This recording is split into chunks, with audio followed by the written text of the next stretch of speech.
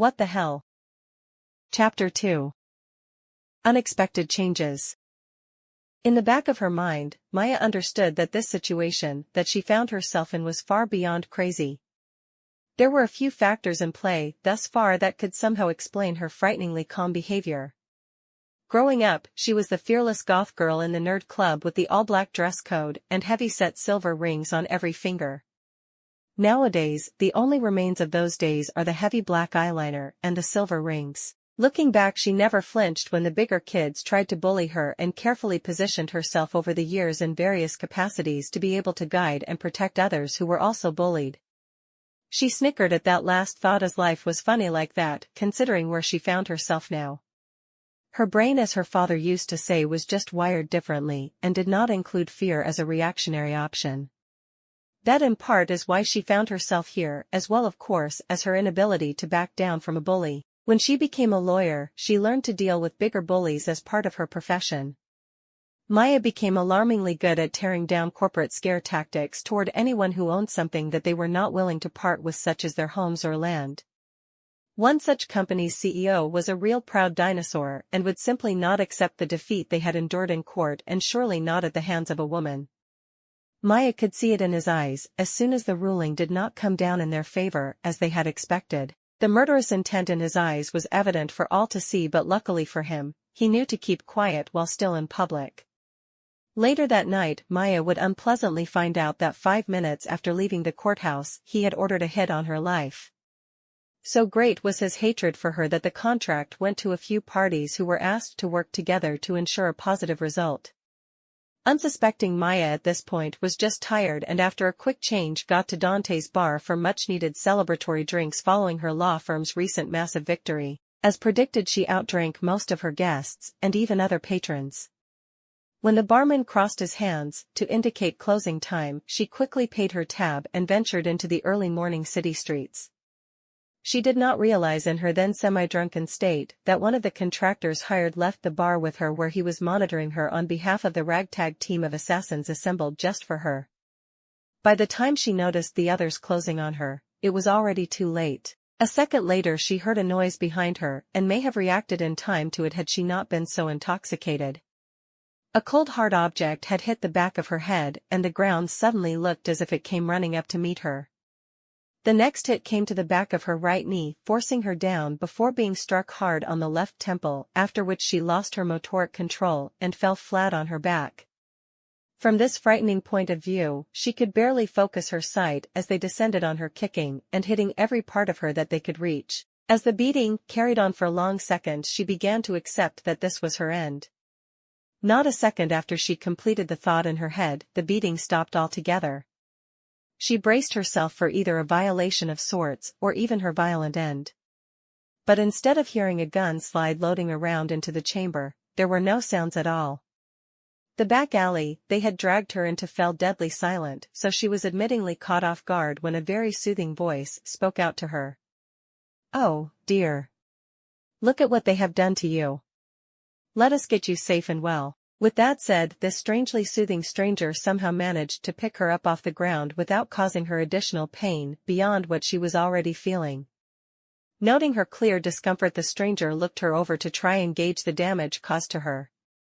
This is when she saw him for the first time and lost her ability to speak, but not due to her injuries.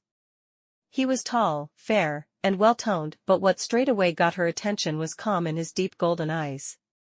With great pain, Maya managed to turn her head to look back at the alleyway and saw her attackers knocked out across the alley with their limbs resting in unnatural positions. "You did all this? I didn't hear anything. Who are you?" She tried to ask before, but was cut short by the stranger when he commanded her to sleep. "Yeah, right," she thought, but mere seconds after she was fast asleep. Maya's assigned attendant on this unexpected resting retreat was the demon called Victoria, who after meeting with the prince had filled in the missing gaps in her memory after she woke up in unfamiliar surroundings. As it turned out, Maya was quite lucky that night, as the prince decided to visit her city, and of all places, and chose the same bar where Maya drank for its name, as he was a big fan of Dante's Divine Comedy. For anyone not trying to actively drink the bar dry, it was easy to notice the ill-wishing crowd that watched her from within the bar, and using his devil's ear ability noted when they coordinated to jump her outside. As they followed her once the bar closed, he followed them into the same back alley, and seconds after they started to beat the crusading lawyer he sprung into action. A silent night spell was cast to deprive her attackers momentarily of sight and sound to quickly help without further mentally scarring the already injured woman. He took great care to be gentle as he lifted her bloodied form from the ground. He marveled at how even in this unfortunate bruised appearance she was still breathtaking in his humble opinion. She tried to interrogate him understandably, but he used the sleep command to help place her stressed mind at ease. He already knew the mage that he would take her to be healed. His healing magic was modest at best, the equivalent of a combat medic. She needed a master healer, and he will see to it personally. With no further delay, he called forth a portal, and a large round ring of fire appeared on the alley floor in front of him. He looked at her briefly, and a small smile caught his lips as he took the final step forward and plunged back into hell. Similar to her daily routine, Maya found herself now standing in front of her wardrobe options, and within less than a minute had already clocked and mentally confirmed what she would be wearing. Unlike other women, she was good that way and never needed to waste time deciding what she would wear. Turning to face her guardian, she made a mental note that Victoria would be her shadow for however long she would be down here, and if that was the case, the ghost of London town look had to go. She couldn't tell Victoria's measurements for sure under that puffy historical dress, and by a quick glance of her greasy and clumpy-looking hair a hands-on approach was needed. Maya had already done the same for her best friend and her law firm's office manager Dana. Given that she was to be shortly introduced to the royal family, Maya decided to give her new friend a clearly much-needed makeover, both for the demon and, selfishly, for herself. It started by brushing her demon's hair, which hadn't seemed to have happened for as long as she had been there, and maybe even when she was still human. After being locked in for what seemed forever in this particular battle, Maya decided to make a decision to treat the unruly mass that was Victoria's hair as if he had long Rasta's dreadlocks. Once lumped up fashionably atop Victoria's head, Maya could at last see her new friend's face more clearly. Maya tilted her head instinctively and smiled as she was taken aback at just how beautiful Victoria was under her long, thick, messy black hair. It took Maya another few seconds to register the clear color differences she was seeing on Victoria's face. It couldn't be, she thought to herself. She usually had a small pack of makeup wipes in her carry bag, but lacking the usual option, she asked the demoness about it. "Victoria, where can we get something equivalent to wet wipes, or just cloth, soap, and water?" The demoness, after a few seconds of processing her inquiry, gave Maya a reassuring smile and pointed at a door on the far side of the room. Maya looked at the door and assumed it to be either the bathroom or some cleaning storage. "Time to relocate, girlfriend." Maya pointed Victoria in the same direction. It didn't surprise Maya to find that the bathroom and shower were designed by the same people who clearly designed torture chambers. The first option that caught Maya's eye was the large iron cast-open coffin-shaped bath, with a tap for water on one end. Adorable but not practical for right now, she thought to herself as she carried on looking around the massive room. That is when her eyes landed on what looked like a massive Iron Maiden contraption. As she grew closer, Maya noticed that instead of inward spikes, it had what looked like many shower heads built into its inner walls. Looking around the device, she could see its connection to an unknown water source coming from the wall behind it. "Take off your dress and get in, please," Maya asked Victoria, unsure what the reaction may be. To her amazement, Victoria, without argument, began to remove the black Victorian dress that she had been wearing for probably several centuries by the looks of it. Once the dress hit the floor, it immediately burst into a circle of high black flames and within seconds turned into ash. "You know you would absolutely kill with that trick in an international fashion show," Maya said as she smiled at Victoria's dramatic symbolic act. Maya looked over her friend's exposed form, and as she had assumed, there was more to her friend than initially met the eye. A quick look at Victoria's pasty skin tone indicated that no light or any other form of heat had graced it in many years. Perhaps it happened when she became a demon Maya though, as there was no way to be sure.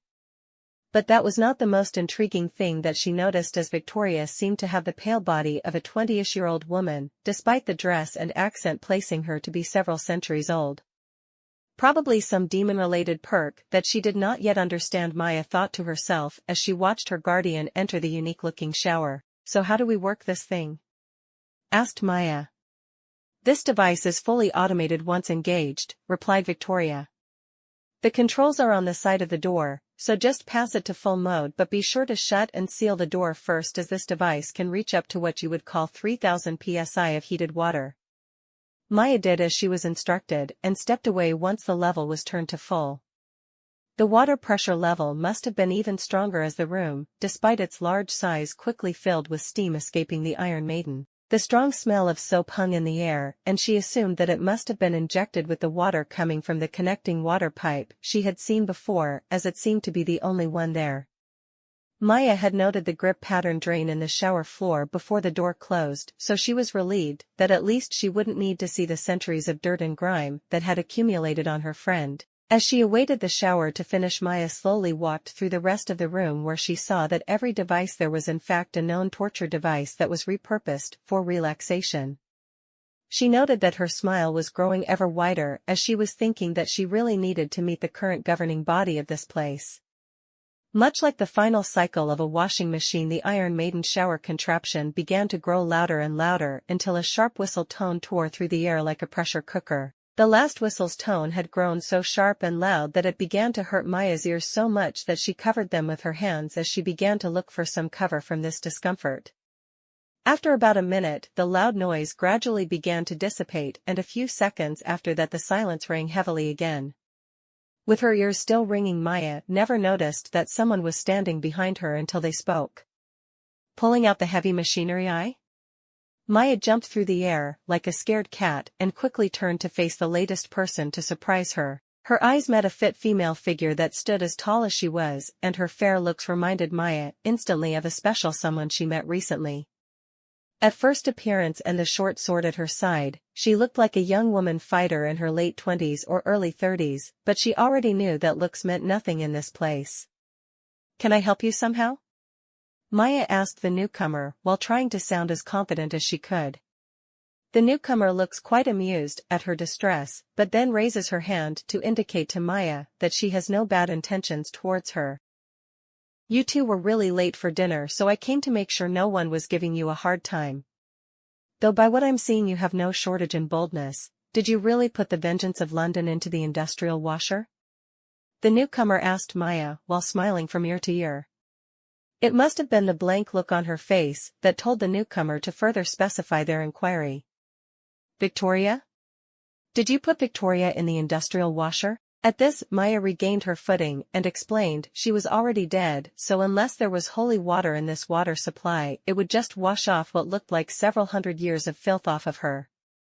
She then held her breath, as she did not know if and how her humor would be seen by the newcomer. Similar to what she saw with Victoria, the newcomer burst into demonic-sounding rolling laughter for almost a minute before she managed to regain herself. She then looked long and hard at Maya before she spoke again. "He was right, you are a special case indeed." She wanted right away to inquire who had said that, suspecting she already knew the answer. The young woman's face reminded her so much of what she remembered of her rescuer, but didn't get the chance to ask, as the loud sounds of metal being smashed apart had caught them both off guard. Maya, with a startling realization, remembered she had forgotten about her guardian in the Iron Maiden shower, and Victoria, seeing no other option, decided to make her own exit. Looking at it from the outside, it reminded her of a scene from a horror movie where the science experiment gone wrong was attempting to escape from the lab. Except that this was her friend who was now stressed because of her distracted mind. Maya tried to move forward but was held back by the newcomer, shaking her head quietly from side to side. Victoria has not yet fully understood the depths of her immortal strength, so best to steer clear until she breaks out. Should only take a few more seconds. Hearing this, Maya instantly felt her heartbeat start to quicken, thinking that she managed to hurt the demon, as that was not her intention. The hits became faster and stronger as the door was quickly deformed before detaching and flying clear across the room and embedding itself firmly into the opposite stone wall. The Vengeance of London. It suddenly occurred to Maya that Victoria got that title before she got immortal strength, so she heeded the newcomer's warning and held back to stand next to her.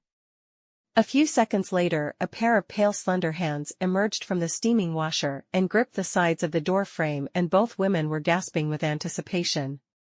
Once Victoria emerged from within the Iron Maiden, they were shocked by the apparent changes they saw. Her long clumpy black dreadlocks were gone, and in their stead was long wet silver hair. Her figure was now somehow even more toned than when she went into the washer, though judging by the demonstration she just saw, that did not reflect her true power. The biggest change by far was as Maya had suspected her guardian's face, where before she looked like an elderly woman she now looked like the same age group as her and the newcomer.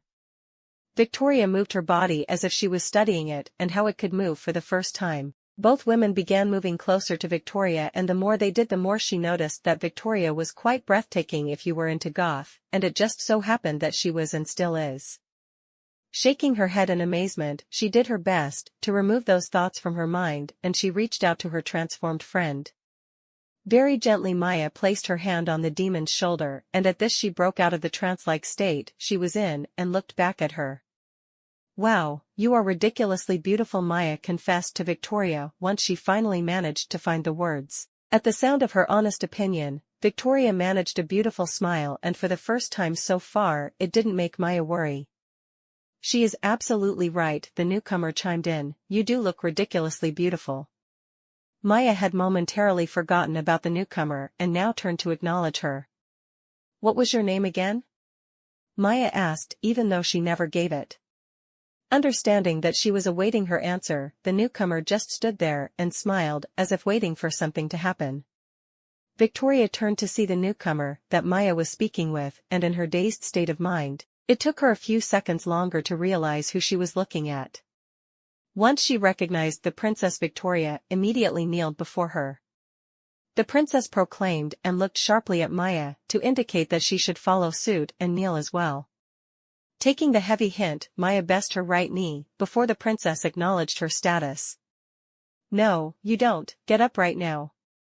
The princess proceeded to express her clear discomfort with the royal formalities that Victoria insisted on, and it is not for the first time by the sound of it. Maya rose to her feet and extended her hand to the demoness. "Rise, friend," she said with a warm smile as she kept her hand extended out. Smiling back, Victoria took Maya's hand and rose to meet her. It wasn't until they turned back towards the princess that Maya saw how quickly and quietly the princess had invaded her personal space. She was now inches away, looking her dead in the eyes, while smiling like the Cheshire Cat. Even for Maya, this was unnerving, as she didn't know this princess of hell and was not sure if Victoria would or even could defend her in case the princess wouldn't like her. After long seconds that seemed like years, the princess burst into laughter. "You don't flinch, do you?" she said after about a minute or so to Maya. "It is indeed a pleasure to meet you, Maya. I am Argith Blood, first princess of hell, general of the engineering corps, accelerator of dramas, maker of cocktails, and blah blah blah," she said, rolling her eyes. Maya was taken aback initially by the candid openness that the princess had shown her and was inspired to answer in kind. "It is a pleasure to meet you, Argith. My name is Maya Cohen, attorney at law, social crusader, Tel Avivian but thinking about moving to Jaffa, hater of dramas, avid drinker of cocktails, or better yet straight-up scotch if you have it, lover of cats, baker on weekends, and blah blah blah." Argith's smile only widened as she looked at her. "Yeah, I can see what the fuss is all about," she said to Maya. "Oh yeah, forgot for a minute. I came here to tell you to keep taking your sweet time, as dinner is off for now until you say otherwise." Our guest, Argith pointed at her. Now Maya, feeling as if she was already in trouble, began to panic. "What should we do? Victoria is not dressed yet." The princess raised her open palm to Maya, indicating the matter was covered. With two snaps of her fingers, Argith materialized a sleeveless red couture dress onto Victoria's body and then perfectly applied makeup to complement her new features. "Tell you what," the princess said to both women, "I just lost my auntie but gained two new sisters. We got the time, so what say you that we take a small tour to hell?